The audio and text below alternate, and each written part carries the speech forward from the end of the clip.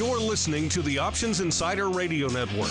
For more quality options programs, visit www.theoptionsinsider.com or search for Options Insider Radio Network in your podcast provider of choice. Listeners can also access all of our programming through our mobile app, available in iTunes and on Google Play.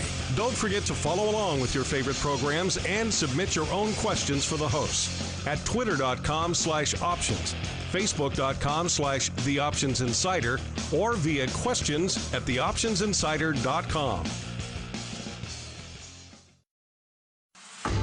It's time for Volatility Views, the premier program for volatility traders. Each week, we'll take a deep dive into the world of volatility with in-depth analysis, trading activity reviews, strategy breakdowns, cutting-edge education, and much more. We'll also bring you exclusive conversations with the traders, researchers, and asset managers who are reshaping the volatility landscape. If it involves volatility, then you'll find it on Volatility Views.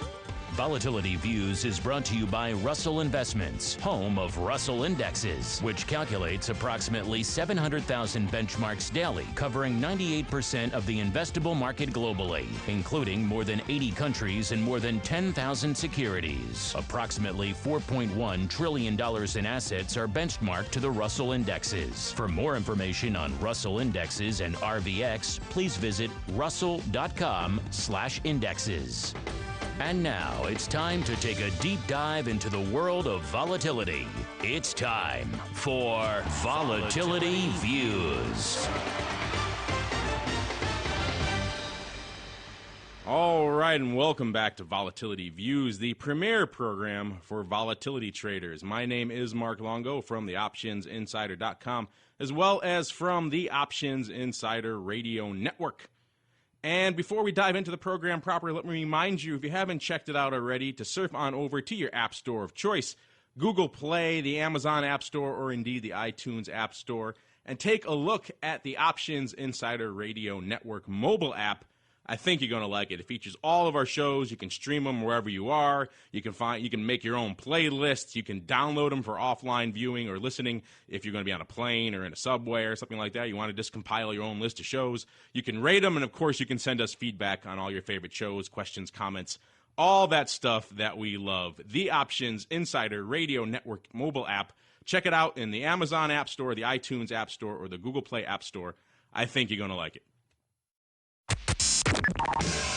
It's time to welcome thought leaders from throughout the volatility trading world. It's time for Volatility Viewpoint. All right, listeners, welcome to the Volatility Viewpoint segment. This is, of course, the portion of the program where we invite on guests from throughout the world of volatility research and analysis and trading, and proceed to pick their brains for you, the listeners. And today's Volatility Viewpoint segment is a good example of why I like doing this show so much, because we, quite frankly, have the best audience. We have a lot of great shows on my network. I love all of our audiences for all of our shows, but Vol Views seems to speak to a special component, a special niche of the derivatives world, and our guest today is a perfect example of that, because he was listening to us discuss a topic about a month ago, and he wrote in with some great feedback on it, and I thought, what thing better for the listeners than to bring him on, let him discuss it in a little bit more detail on the program today. He is Jason Ungar. He's been all over the space, but he's done a lot of work, in particular, on the volatility research realm, which is why we wanted to bring him on today. Jason, welcome to the program. Thanks so much, Mark. Great to be here. You're making a leap that I think a lot of our listeners would like to do. They listen to the show. They would love to jump on the panel. So you get to represent a lot of our listeners out there who probably think this would be pretty fun for them to do as well. It is. Well, Jason, I'm glad you can make it on the program. Like I said, you wrote in with a great answer to a question we were discussing earlier, and we'll get to that in a second. But before we dive into all that fun stuff we're going to talk about in a few seconds, why don't you go ahead and give our listeners a quick overview of your background in the volatility realm? Sure. So my first experience, professionally anyway, trading options was with a gentleman named Max Ansbacher, who, if you stay in this space at all, you'll probably run across his name. He was one of the first people to trade and really started out as a vol seller. So in the days when he first did it, and when they were first launching index options, nobody really knew how to price them. So there was a very, very consistent, even more consistent than you see today, overpricing in these options. And my understanding is he started as a Bear Stearns broker and was given discretion over some client accounts and started selling options and generating some pretty good returns and decided, well, why am I doing this for somebody else? So he went out on his own and founded a firm that still exists today, more on the CTA side because that was where the margins were a little bit more agreeable. But I started working with him, and he had a long-running strategy that was basically selling strangles on S&P 500 futures and capturing the premiums because there was an innate understanding on his part that options tended to be overpriced. And I think that's not going to be something that's all that new or controversial to your listeners. Certainly when you compare implied volatility as represented by index options versus the subsequent realized volatility in the underlying indices. I came to Max because he was interested in some of the work that I had been doing on more conservative strategies, not pure naked option selling, but more covered call writing and maybe collateralized put writing. And there was a synergy there because we were both working off the same alpha, but the types of strategies I was working with were a little bit more conservative and he felt might be a little bit more appealing to institutional investors. Because they looked and smelled a little bit more like the types of things they were already invested in, and also because you didn't have that situation a lot of people like to describe when you sell vols, it's picking up nickels in front of the steamroller. I don't think that's really a perfectly fair way of looking at it, but certainly a lot of sophisticated investors don't like being short vol no matter what. So I came to work for Max for a while. Unfortunately, it was right before 07, 08 when it really didn't matter what you were doing or how you were hedging it. Being short vol was a very dangerous and damaging thing, even when you were naked short vol. The interesting thing, of course, is that these buy right and put right indices actually did exactly what they were supposed to do and monetized all that vol and actually improved returns on much lower drawdowns. And we can get into a little bit of the actual numbers on that later. But I continued to be interested in volatility, but I left Ansbacher because it wasn't really with everything that was going on in the market, nobody really wanted to be short vol, and I ended up working for an interesting firm that really did more on the tangible commodity side and did some option strategies there, but it was more commodity futures called Gresham Investment Management. Didn't do a huge amount that's relevant there, although it's an interesting firm. And then left Ansbacher in 11 and went to work with a firm called Guggenheim Partners, which is sort of an up-and-coming and now I guess is already arrived firm, which does a lot of work with in a lot of spaces. But one of the things they do or had is a very good option writing program. So I worked with them for a while, and now I've been out on my own since July of last year. And still working in the option space, but I came across your podcast and specifically your discussion of the put versus the BXM, and those are two indices that I'm very well aware of. In fact, I work with the CBOE and some of the folks over there to develop the put index, and done a lot of research and studying, and thought that my viewpoint might be relevant because some of the things that I think happen to cause that differential in returns weren't really addressed in your program. So. I'll turn it back to you for a minute, and I'm happy to go through some of the merits of the indices themselves and some of the differences between them. Yeah, let's go back to what you just said for a second there about how you were involved in the creation of the put index. How did that come about? Did you reach out to the CBOE and say, I think you're missing something in your index arsenal and it should be the covered put right, or did they approach you? How did that whole process unfold? Well, you may know Matt Moran, who, for anybody in this space, is a tremendous resource and has really been sort of the guy who's out there pounding the table on option-based benchmarks, on VIX derivatives. He's very accessible. He's I forget his exact title, but he heads up the marketing and of these types of strategies. Yes, he's kind of the CBOE point man for VIX. If you've been to a conference on anything volatility, you've probably seen Matt floating around there somewhere. Absolutely. So Matt and I became friendly over the years, and he reached out to me when they were looking at different ways of extending that sort of franchise that they had. The BXM, which was the covered call benchmark, had some success, and certainly on the retail side, there were a lot of closed-end funds that were doing strategies that were similar. There was a bunch of structured product that was linked to the performance of the BXM, some notes, and some overall, I think $20-30 billion had some something to do with covered calls, and they were looking to extend that franchise. And one of the things that people had said, well, we know that puts are there are some advantages, at least methodological advantages, that just selling collateralized put versus selling a covered call. Obviously, it's a single holding type thing rather than with a covered call, you need to hold the underlying, you need to keep rebalance the underlying depending on whether or not you've made or lost money on your option position over the month. So it can be a little bit more cumbersome, and you can have some margin issues because you're typically dealing with cash settled options, and some people are a little concerned about how you margin the cash settled options versus your long holdings and what accounts you put these things in, et cetera. So there had been interest from all around. It wasn't so much at my instigation, but I knew that they were looking into it, so I contacted Matt and said, is there a way that I can give my opinion on how you're doing this? And some of the issues that they had to come around were, what do you do with the cash in the interim? Because obviously or what do you do with the cash holding? Because this is a collateralized put strategy, so there's a great deal of cash in the account at any time. We discussed how they switch back and forth from between 3-month and 1-month treasuries. And then this interesting thing came about that even though a covered call and a collateralized put are theoretically synthetic versions of one another, the put kept beating the BXM.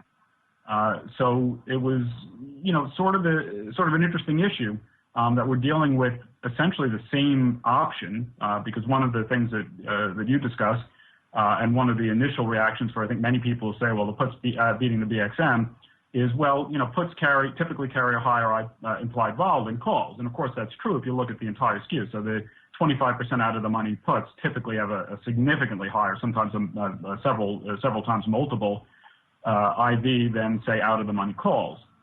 But the puts and the calls that you're selling in these benchmark indices are what are called just out of the money. So to give you an actual example, if when these things are being written on expiration Friday, let's say the index is at 1202. So you would sell the 1205 call and you'd sell the 1200 put. And I knew, and I think anybody who thinks about this sees that a 5-point spread differential on this, there's going to be a minuscule difference between implied vol of those two options. And if there was any significant difference, you would also see it would almost always ride with the put, and you'd see a very, very consistent outperformance of the put. Now, the put does outperform the BXM pretty consistently, but there are years and months when it doesn't, and it tends to be a lumpy underperformance or outperformance on the puts part. So something else was going on. It's interesting you mentioned that outperformance there, Jason, because, of course, that is indeed the crux of the conversation we were having on the show a few weeks back. Let me just refresh some of our listeners' memories in case they missed that episode. I encourage you to check it out. It was our episode actually with Russell Rhodes where that question first came in. And a listener was referring to a study that's actually out there on the CBOE homepage, and I'll just summarize it for you here, because if you go to the CBOE Put Right Index page, they have a study there comparing the performance of the various benchmarks, and they show that from 1986 until I think this was 2012, where this study was conducted, that the total return for the Put Right Index was 1,153%, or 10.4% annualized, versus 830%, or 9.1% annualized for the BXM, and just 807%, or 9% for the S&P 500 index. And it actually achieved that with a much more impressive Sortino ratio, which is, some people like to say, a better version of a Sharpe ratio. That's all listed there on the study as well. And that, as you might imagine, caught the eye of one of our listeners who went by the name of Greg, who wrote in saying, I've been looking at the CBOE's put right versus buy right strategy that rolls the at-the-money options short. On the surface, it appears that the put right outperformed with less volatility over the last 25 years. It appears that the put right outperforms over longer periods because any or all of the following. 1, investors have overestimated future dividend payments. 2, investors have overestimated future interest rates. 3, the random timing from the call or put being slightly in the money or out of the money during more pronounced market moves. It's important to note that implied volatility should not explain a significant difference here. Both calls and put values are positively correlated with volatility. If you have a taxable account and your underlying holdings are targeted to be held at least 1 year, it would seem like a covered call would win out due to stock and the dividend being taxed at long-term rates. Put premiums and bond interest are both taxed at short-term rates. Commissions are a slight advantage to the put right strategy, but in the world of online discount brokerage, I would think this is insignificant. Thoughts? And so this was the question we were discussing, and Russell and I talked about it about a month ago. And you're right, your first blush, anyone's first blush when they first see this, is that, oh, well, of course, puts have an implied vol premium to calls. Of course, that strategy is going to outperform. But when you actually look at it a little bit more, you realize exactly what you said, Jason. These are essentially at-the-money contracts. They're, for all intents and purposes, essentially equal from an implied vol standpoint. They may have a little bit of extra juice to the put, but certainly nothing that would explain the orders of magnitude larger returns you're seeing over time from the put right strategy than you're seeing from the call right strategy. So that's when you wrote in, Jason, with a very, very detailed response. I think I touched on it a couple of weeks ago, but I wanted to bring you on to really give you a chance to dive into it in a lot more detail because, of course, you were familiar with the construction of the product.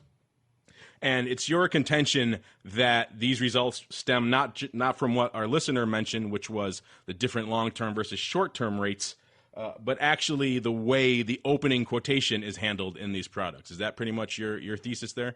Yes, absolutely. So your listener or the person who first queried this brought up some very interesting points. Some of them may have some relevance. Of course, the tax differential and the commissions don't, because these indices don't. The methodology of these indices don't take either of those things really into account.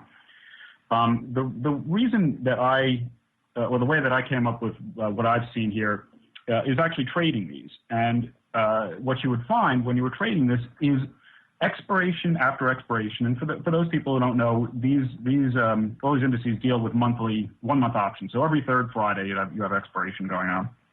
Every third Friday in a month, I'm sorry. And when you were dealing with options that were in the money, which was, of course, only sometimes, it depended on where the market moved. So if the market went up, you would likely have the call ending up in the money and therefore having to be bought back. When the market went down, you'd have the put in the money and having that be put back. So in an up market, when you had when the market had risen above the strike price of the call that you had sold, you kept consistently having these buyback prices come in at values that were higher than any actual price seen in the cash index. So maybe you've already told your listeners, but just very briefly, the SOQ is the index that's used to judge to determine the prices of cash settled index options. So the SOQ is a value that's printed every day, but it really only has relevance on expiration days. And it first came out as the value that was used to finalize expiring futures contracts. So it came out of the CME, but it was adopted by the CBOE as a way to price expiring index options. And all it is the combination of every single opening price of all the 500 constituents of the S&P 500. So it usually takes a little while to determine because some stocks open a little later than others, but usually half an hour into trading, you get 95, 90, 99% on the SOQ. And time after time, I and other people would just be banging our heads because we were buying back calls at prices that seemed to be 3, 4, 5, sometimes 10 points higher than anything that was going on in the cash. And conversely, when you were buying back puts, you were actually happy because when you're buying back a put that's in the money, you're actually happy to have an up market because you're buying back the put at a discount. And if the call is in the money and the market comes in higher than you think it should, then you're buying back the call at a premium. So I know that there was a pretty consistent level of complaints. Some people actually looked into some sort of manipulation, and there's really never been any explanation of exactly why this is, but there's been sort of a tacit agreement both by the CBOE and the CME that for whatever reason, it is not unusual to have this SOQ come in a high relative to what happens in the cash. And it's not only this very transient or short-term effect at the very opening. There actually seems to be an effect that the SOQ and even the opening, the cash opening price on expiration Fridays tends to come at a premium to the Thursday close, And it tends to be a little bit of a spike versus what goes on in the market an hour or so later. So the quick way of saying it is that for whatever reason, it seems like the market seems to open strong. More often than not, the market seems to open strong on expiration and then tail off much more frequently than it opens weak and then bounces back. Now, the only explanation I have for this, and it's certainly not sufficient to answer everything, is that there are, coming into expiration, you have a lot of market makers who, of course, are typically what they're holding in inventory is short puts, because most market makers are hedging short put books because that's where the real buying pressure is in the long puts. And the way that they delta hedge those short put positions is, of course, they're short a ton of futures. So coming into expiration, they've got to buy back a lot of futures. And there's a possibility that at least on non-expiration, so 2 out of every 3 months, that could lend some positive pressure to this SOQ. That's the only thing I've ever come up with, but that doesn't explain the effect, which seems to also happen on expiration days when everything will be expiring simultaneously, and they wouldn't need to buy back their short futures books. But suffice it to say, if you look at the literature, you look at anything on the SOQ, there is at least a tacit explanation or a tacit understanding or agreement that the SOQ comes in higher, much more frequently at a premium to cash rather than at a discount to cash, at least over the time, close to the times when it's being printed. Now, this has the added effect, this strong opening has the added drag on the BXM, that if you the BXM methodology works that it buys back its short calls at the open. It's considered to buy back those short calls at the open. Of course, those short calls have stopped trading or stopped having any sort of movement relative to the market at the close on Thursday. So they're bought back. And then with the BXM, at least, you're just naked the market. So you're just long an underlying position until new calls start to be sold a couple of hours into trading.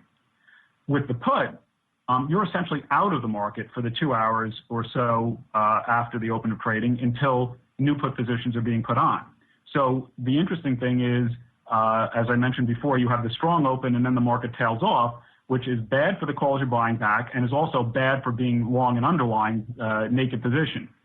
So this all sounds a little bit complicated. Maybe it may even be a little sort of, not only hard to conceptualize, but maybe a little questionable. But everybody at home, if they want, has the tools to do a very quick experiment. And what you can do is the daily returns for both the put and the BXM are available on the CBOE website. They have excellent resources and they have little microsites, what they call microsites, index microsites for both of those indices. And you can take the daily returns and line them up one next to the other and just do a quick scan to show differential returns, and then have your Excel sort to only point out the biggest differential returns. And what you'll find is almost invariably, and certainly over the last 20 years or so, you will find that the biggest differential daily returns occur on or just around, but almost always on expiration day. It's not a smooth differential that where the put outperforms the BXM. It's very, very lumpy, and it occurs on expiration. So I'd imagine you've probably done this analysis already, but I imagine in that spreadsheet, if you just yank out those Fridays, the overall results are probably a lot closer than the initial study would lead you to believe? Absolutely. And if you annualize the differential returns of those positive differences, you get about 150 bips, which is roughly what the annualized, which is roughly what the put outperforms the BXM by. That's interesting. I remember well the SOQ from my days in the SPX, and I can never remember a time when anyone was ever happy with it. So yeah. I guess that's the function of a settlement, is to make everyone angry. It's like a good contract. Yes, exactly. A good compromise and a good settlement, I guess, as well, also mean that you're having issues with that. But you're right, and that's something that on the surface wouldn't probably have occurred to us until we actually spent some time diving into it. So I'm glad you can come on, Jason, someone who's actually intimately familiar with the construction of this product, to really kind of walk us through the vagaries of why this thing outperforms. And I like that. You're right, that is a simple little home game the listeners can play. They just put it into a spreadsheet, knock off the Fridays, and I think you'll see for yourself that the results are probably a lot more in line, which is probably what you would guesstimate off the top of your head, given the fact that you're writing two essentially similar contracts from a volatility perspective, at least. Now, Jason, you were involved, obviously, in the early days of the Put Right Index. You were also involved at a lot of the other firms with some of the reaching out and marketing and of these products to the institutional clientele. So you know how the institutional market responds to these types of products as well. And you mentioned the BXM. You've seen a lot of funds linked to it, and I, of course, have seen those as well. The BXM is out there quite a bit. They promote it quite a bit. A lot of funds are linked to it in one way, shape, or the form. Yet, for whatever reason, Put just hasn't seemed to have that level of resonance. In fact, until this listener wrote in about it, I probably haven't thought about the Put Right Index in a couple of years, to be quite honest. Why do you think that is? Why do you think BXM has resonated while Put, for a variety of reasons, seems to have always lived kind of in the BXM shadow? Well, they're both great indices. I just want to start out by saying, because I don't want to be in a position of in any way slamming the BXM, and these are passive indices. So the fact is, if you're managing these things, you can kind of manage around a little bit some of the issues that I brought up, particularly on the ETF side, because of course ETFs are American settlement, and they don't have these settlement issues. So if you're writing ETF calls, you're not going to run into this problem. You'll have some other issues, but not that. So they're both great strategies. They both do something very, very interesting that should be, to my mind, very attractive to institutional investors, and that is that over market cycles, so over almost any 10-year period, unless you're just talking about it in a very extended, very strong bull market in equities, you'll get returns from these passive indices that are almost identical in terms of compound annualized rate of return, but you'll drop down the vols by about a third. And, in an efficient market, that really shouldn't happen. So the reason I first became interested in these indexes, and of course this is just simply a statistical expression of the fact that options are overpriced, and people, the main buyers or price drivers of options are people who buy them as hedges. So they're buying and overpaying for insurance policies. Most of the overpricing goes in the out-of-the-money puts, but that drives up the entire skew, and it, of course, bleeds into the calls. So overall, it's a great thing to do these index overweights. Not, the problem, and the reason they aren't adopted more widely, both either the BXM or the put, because even though there are, as you mentioned, a good number of BXM products out there, they're really almost entirely retail, and they tend often, or as often not, may hide the fact that they're doing covered calls, but they certainly don't typically trump, or go out there and trumpet equity-like returns with less volatility, or put them in an institutional context. But the issue with these strategies, both of them, from the institutional investor perspective, is they have what's called a high tracking error. So that means both of them carry 7 or 8% relative to the BXM, and all tracking error is the volatility of differential returns. So what that means is that it's not really a great measure of risk, because even though a BXM and the put have high tracking errors, they're actually less risky strategies. But what it is a great measure of is career risk.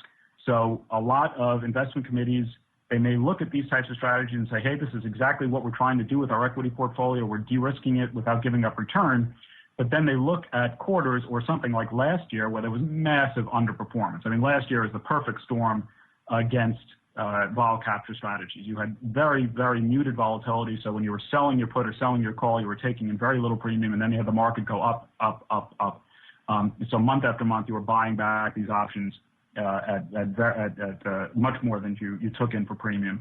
So there hasn't been the level of adoption, but there was historically, and I believe as market volatility picks up again, there will be more institutional investors. There have been a couple of big consultants out there who have banged the drum on BXM type strategies and gone out and done the education necessary to show investment committees and investors, potential investors, the merits of these strategies. And that, I believe, will happen again, and more people will come to it. But the issue is that it's just overall, to get back to your original question, it is much, much easier to sell a covered call strategy, which people people know you is a conservative strategy. If they have any understanding of option strategies whatsoever, they know it's the type of thing you can do in your IRA. It just mitigates risk. You're giving up some upside for downside protections, all these things. But then you start talking about naked puts, and suddenly, or collateralized, but of course they're naked puts, suddenly you've changed the game around. Naked puts are dangerous, covered calls are conservative. And whereas anybody, I'm sure all your listeners know, they're simply synthetic versions of one another. They're identical in every way. It's just conceptually, philosophically, even though the put outperforms the BXM, even though it has lots of advantages in terms of the fact that you have all this cash, which everybody loves. You're getting your equity position for free because you're getting your equity position just through the short put position, and then you have cash you could do all sorts of other interesting things with. There's all sorts of simplicities and efficiencies of this, and of course it outperforms. But the fact is that if you tell an investment committee that they have to go to their board and sell a short put strategy as a conservative strategy, you're going to be laughed out of the room. Yeah, that was my take as well. Anything that touches on the D word to begin with, of course, derivatives is a hard sell still, amazingly, in 2014 at a lot of these big institutional trading firms and hedge funds and pension funds, because the D word, of course, we all know is risk additive, not risk mitigating, when, of course, the truth is the other way. So they already back off from that. And then, of course, you get into something like naked short puts, you're right, and that just blows their minds even more. They can't handle that, even though they are, of course, risk and synthetically equivalent in any other way. The notion of that is probably a little hard to wrap their minds around. So why I salute you and the CBOE for trying and putting something like that out there. But yeah, that's just, I think, unfortunately, anathema to a lot of the institutions out there who really, quite frankly, should be doing this. And yet it's just too much for them to wrap their minds around. All right, and we could probably go on for quite a while about BXM and the put index, but you've also spent a lot of time in a variety of other areas in the volatility landscape, including one we don't really touch on all too often here on the show, which is probably a shame. Probably should get into it more often. That is, of course, commodity vol. There is a lot of stuff really cooking out there in the commodity landscape these days. We're seeing more CTAs coming into the space and embracing the concept of volatility as an asset class and using it as a tool for diversification, particularly things like volatility futures. They can easily wrap their heads around futures products. It works pretty well for them. We're also seeing a lot of people coming in and doing things like embracing, indeed, VIX products, or maybe to a lesser degree, some of the commodity vol products that are out there. I mean, that's a good point to touch on, too, as well, some of the failure of vol in general over there in the commodity space as well. A lot of different places to dive into the commodity vol discussion, Jason. Maybe we'll start off with just the fact that you spent a lot of time in the commodity space. Are you seeing a lot more CTAs coming in and embracing the concept of A, volatility as an asset class, and B, gravitating towards these volatility products, or is it still kind of new and scary for them? I don't know that it's new and scary. I think that it gives them a great tool to take advantage of certain, there are awful lot of commodity and equity underlying, very, very different. So the major or key difference that I see in terms of just addressing this at all is there's not a vol risk premium that I know of in commodities. It's sort of it's a derivative of a derivative. The commodity futures are hedging products themselves. And of course, they tend to fall up. So if there was a skew, it would probably be more on the call side than it is on the put side. But you don't have a scenario where that I know of anybody's come up with a simple passive covered call type strategy on any commodity or group of commodities or commodity index that really adds a whole lot of value.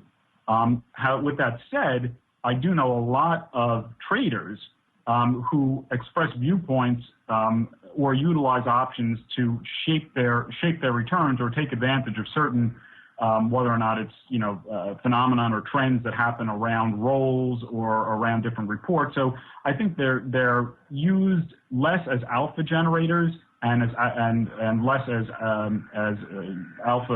either alpha generators or risk mitigators. Strike that. They're used less as alpha generators and more as ways to hedge their position. So the vol risk premium, that source of alpha that exists on the equity side because people use equity index options as effective and cheap insurance policies, just doesn't exist on the commodity future side that I've seen to the same extent. And with that said, Gresham my former firm did do some interesting things with commodity covered calls, but they tended to sell calls dynamically. So if there was a lot of momentum in a commodity, they'd sell they'd sell their calls further out of the money. If there was negative momentum in the commodity, they'd sell closer to the money. So you could utilize certain aspects of trend following or the underlying commodity movements that may be more technical or more efficient in technical nature than say what happens on the broad-based equity side, and generate excess return or using options. Yeah, you're right. That's one of the issues we've encountered quite a bit whenever we try to dive into commodity vol on this show. Obviously, we focus primarily on equity and index volatility, and there's a reason for that. You mentioned the skew, the investment skew in the products that we talk about a lot. It translates very easily into a clear use case for volatility products, either as a quote-unquote hedge or as a kicker for your direct hedge in an S&P 500 put spread or something like that. There's a clear use case. There's a clear relationship between those two that a lot of the products and a lot of the end users can wrap their heads around. So it makes for very good analysis and tools. When you start getting into the commodity realm, you're right. The skews are all over the place. There's a call premium. Sometimes there's premium in both wings. And it doesn't lend itself as naturally to a straightforward volatility product where the use case is as clear, where there's a clear downward movement in the underlying. Therefore, that translates into vol premium and vice versa. It could happen a variety of different ways. So I think that's probably been an impediment to the embrace overall of volatility derivatives in the commodity space as well. Probably good grist for the mill for a future show. But unfortunately, we have to keep on rolling. I know you and I can probably gas on about this stuff for quite a while, but it's time to bring on Mark and dive right on into our volatility review segment.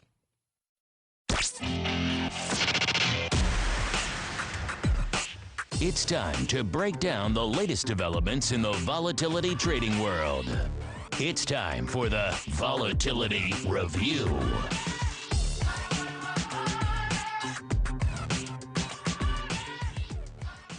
All right, everybody, welcome to the Volatility Review. This is, of course, the portion of the program where we break down the week's worth of action. The week that was, if you will, from a volatility perspective. And it was indeed another intriguing week from a volatility perspective. And joining us now to help us dissect that is my cohort, my partner in crime, none other than Mr. Mark Sebastian from Swan Wealth Advisors and OptionPit.com. Mr. Sebastian, welcome back to the program, sir. Hey, how are you? Good. How are you? Well, a little bit of a rally here on our hands. We're going to test. Looks like we're going to be testing those all-time highs again. Yes. This is unbelievable. The rally. We are recording this, listeners, here on February 14th. Happy Valentine's Day to all. You'll be hearing this, of course, on the following Monday. And we are having a bit of a rally, about 0.5% in most of the major indices.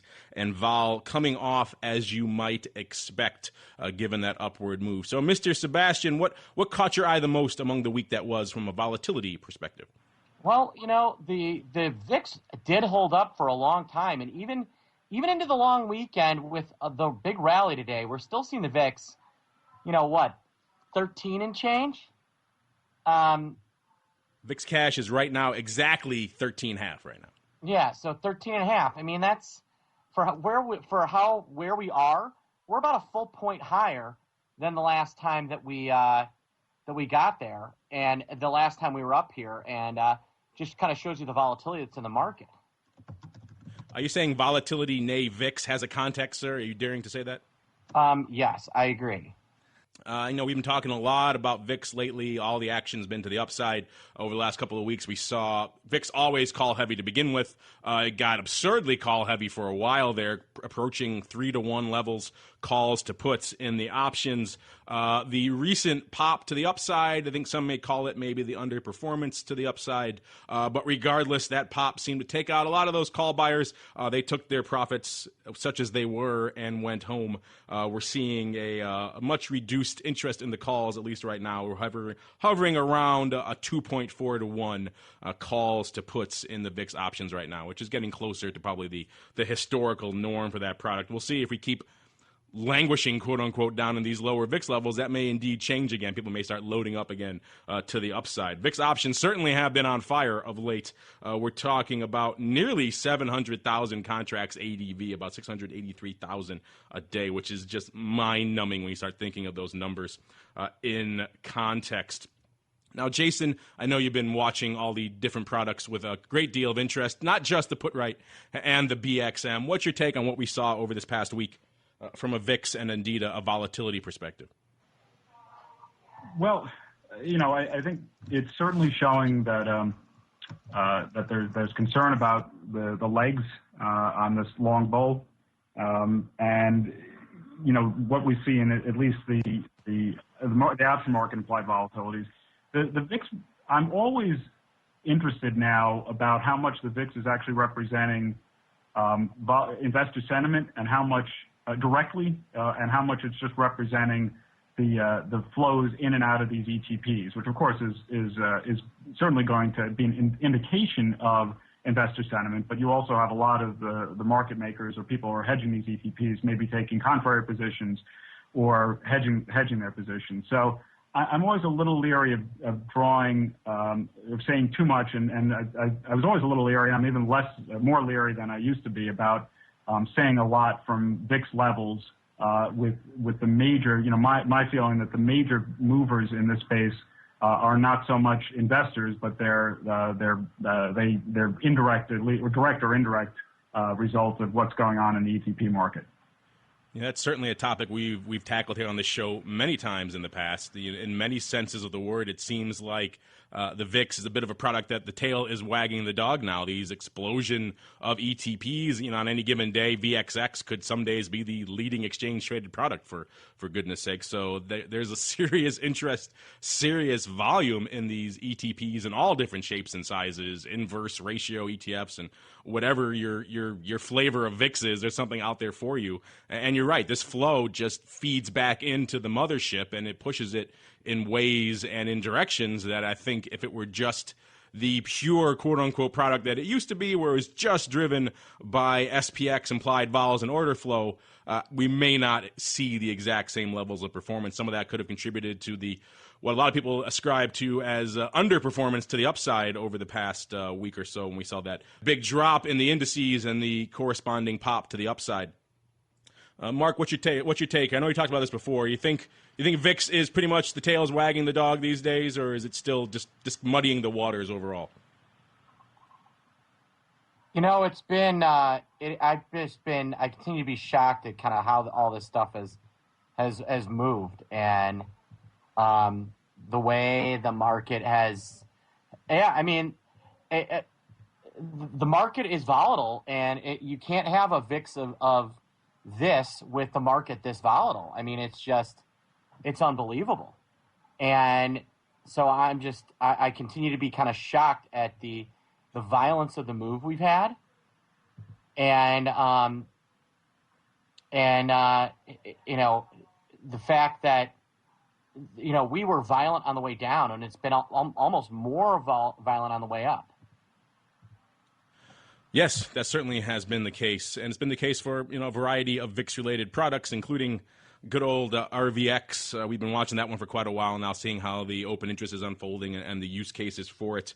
And it seems to be hovering right around that 3,000 contract open interest level, which is interesting in and of itself. So obviously smaller numbers in VIX, but some of the use cases that seem to be unfolding out there in Russell land. And we talked in the past about how there is indeed that just general volatility premium to the small cap versus the large cap. So this product as a whole should be a little bit more attractive to some of those people looking to capture that premium. And indeed, that seems to be the case. And indeed, actually, if there's anything, the people out here in Russell land seem to be a lot more aggressive and bullish on vol in general. I talked before about people kind of divesting a little bit on calls in VIX over the past week. Hasn't really been the case with Russell. The open interest is leaning very, very heavily, almost 2x, or maybe not 1.5x. What we're seeing in VIX, about a 3.7 to 1 call versus put ratio out there in RVX. So clearly there's a lot of interest in Russell vol and small cap vol in general, perhaps drifting higher in this area. Another area might be kind of interesting. We don't really touch on it as much. We touched on it a little bit in the vol viewpoint segment with Jason, is, of course, commodity vol. We should probably find some way to work this into the show a little bit more going forward. But one of the few products that exists out there that encapsulate this, fortunately, or unfortunately, I should say, really hasn't really lit the market on fire. Of course, talking about GVZ, that product has been all over the map of late as the metals have been moving all over the map as well. We saw some spikes in GVZ, of course, gold vol as high as about 27 towards the end of last year, and it was flirting with the 20 level as recently as a couple of weeks ago, coming into early February. Now we're seeing, given the recent rallies again in the metals, that vol getting clipped yet again, hovering around the 16 level or so. Unfortunately, as we said many times on the show, not really much commensurate trading activity to go along with that, so it's hard to really parse those numbers. But still, from a pure 10,000-foot perspective, it is interesting to see what is going on out there in gold land. Mark, I know you're mostly focused on the overlays in the S&P these days, but do you take any glances over there yonder into the commodity vol any days? Yeah, I actually think gold vol is way too cheap, and is it's just dirt cheap, and that's something to think about. Is I can't believe that we've managed to see gold vol stay this low, with gold really continue to move around. That's the part that I think is really throwing me off.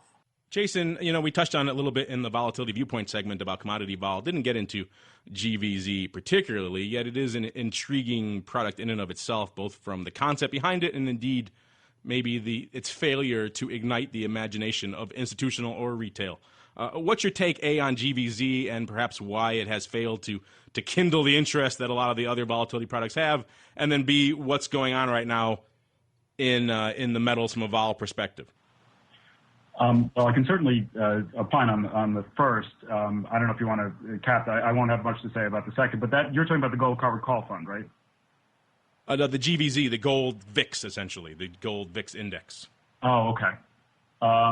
So sure, relative to GVZ, I think that what's interesting to look at is there have been some option strategies on commodity products that, again, haven't really, to my mind, captured the imagination of the public yet. I mean, they are new products, but when you look at something like the gold covered call fund, which is a new launch, I think the idea behind it is that historically people have often been loath to carry commodities and particularly precious metals in their portfolio because there's no yield, obviously, from holding any of these things. And the idea is, well, maybe if there was a way to mitigate that cost of carry, there's obviously management fees, insurance, all the other things that come into holding a gold position.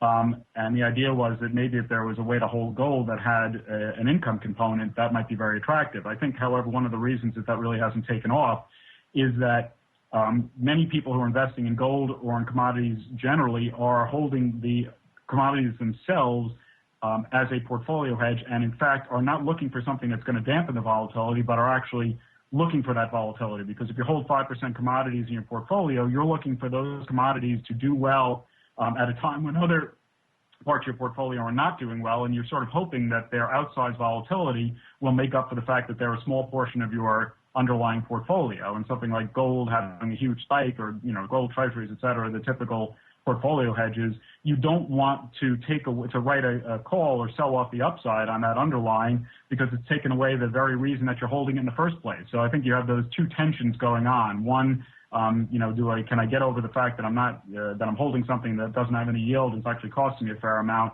But two, do I want to hold it in such a way? Am I willing to capture that yield, but also give up the portfolio hedge that it provides?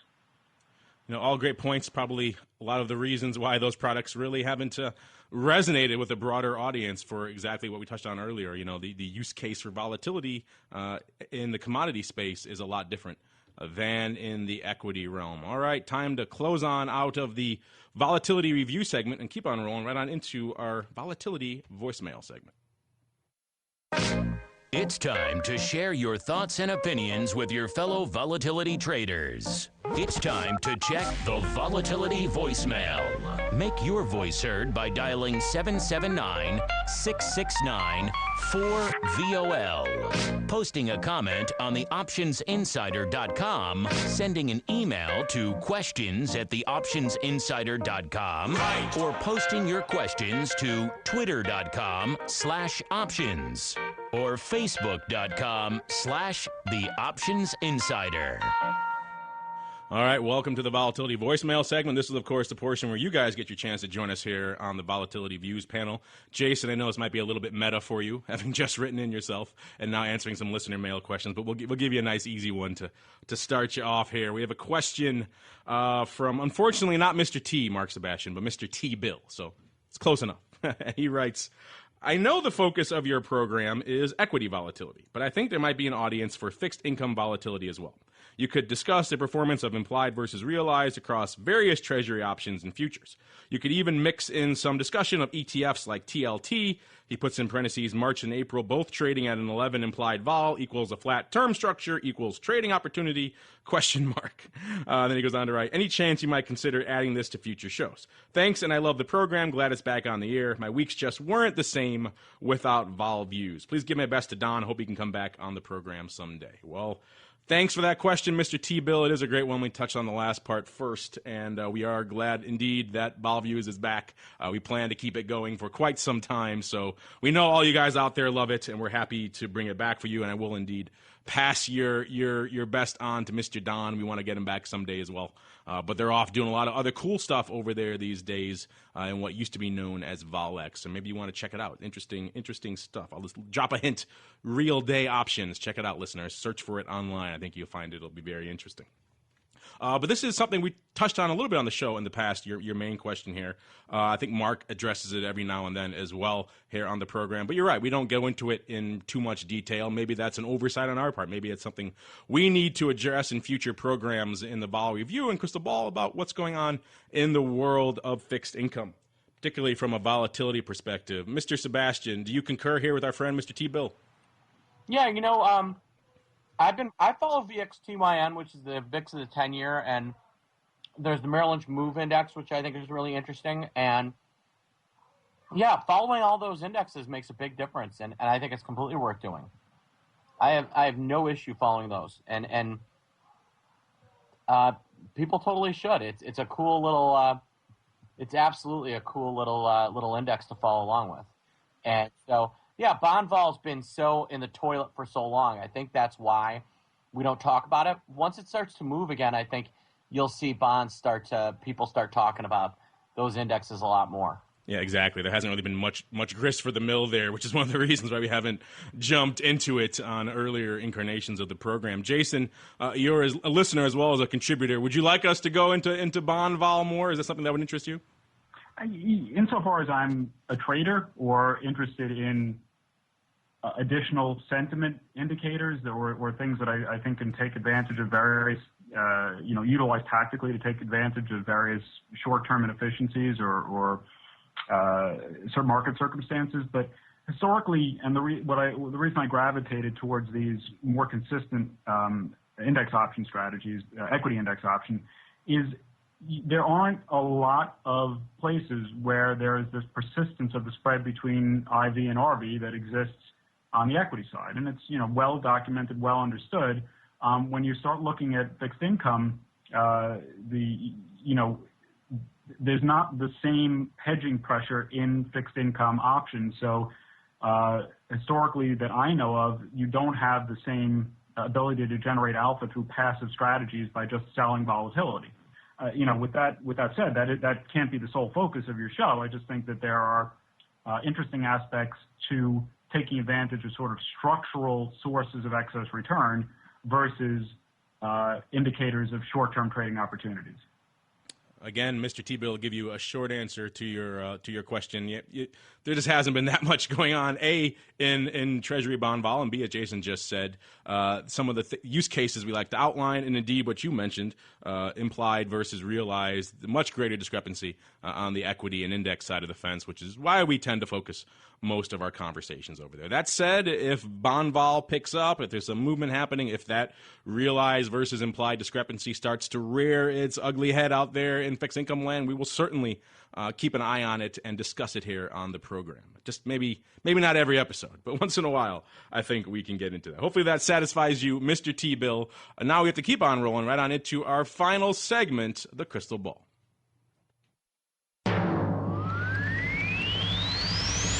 It's time to peer into the future and reveal what the volatility gods hold in store. It's time to look into the Crystal Ball. All right, welcome to the Crystal Ball. Like the man said, this is the portion of the show where we tend to look ahead and see what Vol has in store for us for the coming week, and it is indeed a short week next week, a truncated week from a trading perspective. We, of course, have the President's Day holiday here in the States. Most of the major markets are closed, so we're going to talk about a 4-day week and, of course, the impact that will have on Vol right now. Maybe, Jason, We'll give you pride of place here since you're the guest today. You can start off. What are you looking at? What are you maybe expecting from a vol perspective in this coming shortened holiday week? I'm expecting relatively muted vol. I think we'll probably, see the holiday, of course, come out today. And going forward, I think that there'll continue to be a premium in later dated volatility, but I think we're going to continue to see a sort of drop in near term as certainly as the market continues to increase and as we move a little further away from the currency crisis and various other things that are worried. But with that said, who knows what's going to happen? There's always these things that can pop up, but I'm not expecting anything tremendous. Mr. Sebastian, do you concur, or do you think the earth will fall apart next week and we'll see some serious? I think that it's interesting. I'd have thought they would have taken out the weekend this week. They didn't, so everybody's worried about something happening over a long weekend. I think you're going to see the potential for, if we're going to get into the 12s, you're going to see a big push on Tuesday. The ability of this market to just keep going in the face of bad news or no news has been astounding. And the fact that we've managed to rally, right now SPOOs are up almost 15, or have been up as much as $14.50. We're up 13.5 right now. It's absolutely insane the way the way the market has just basically brushed off the entire month of January, and it's impressive, to be honest.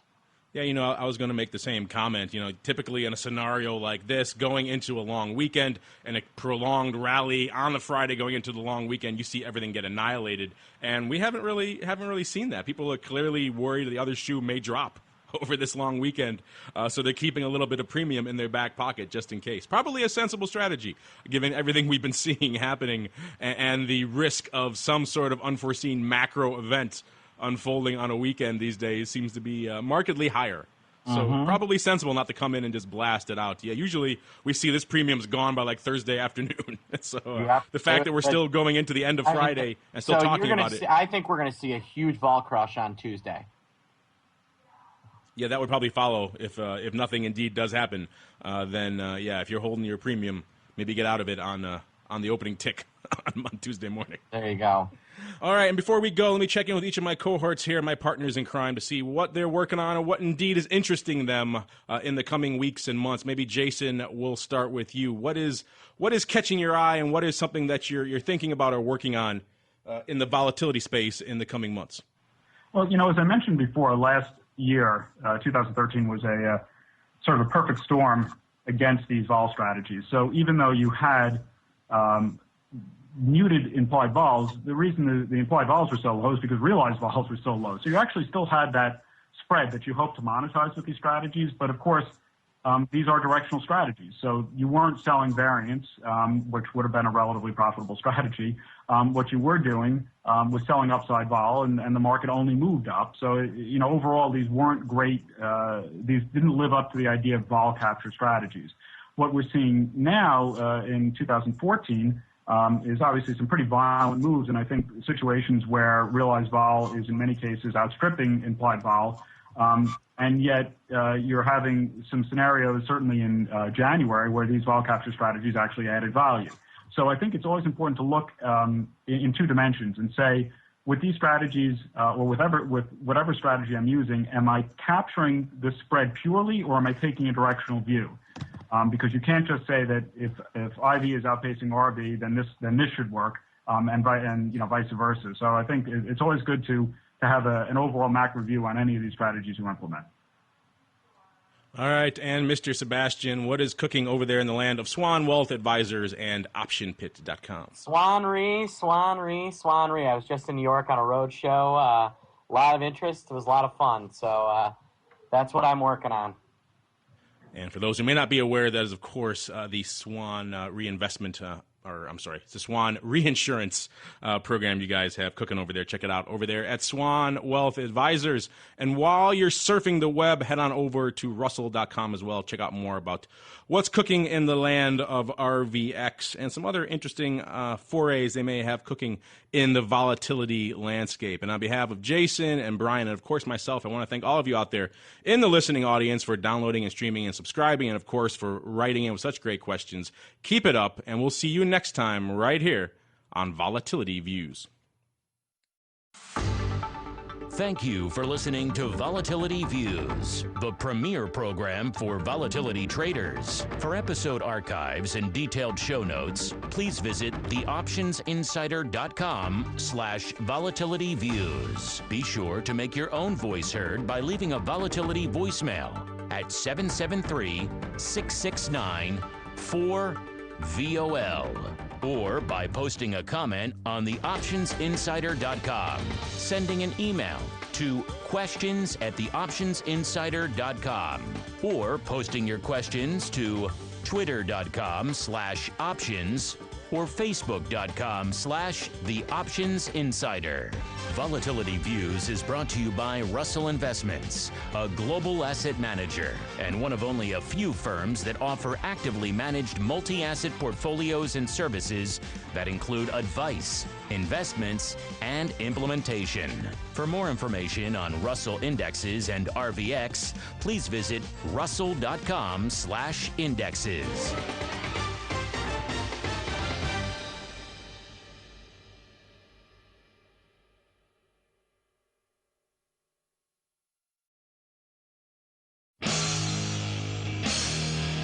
The preceding program was a production of the Options Insider Radio Network. For more quality options programs, visit www.theoptionsinsider.com or search for Options Insider Radio Network in your podcast provider of choice. Listeners can also access all of our programming through our mobile app, available in iTunes and on Google Play. Don't forget to follow along with your favorite programs and submit your own questions for the hosts at twitter.com/options, facebook.com/theoptionsinsider, or via questions@theoptionsinsider.com.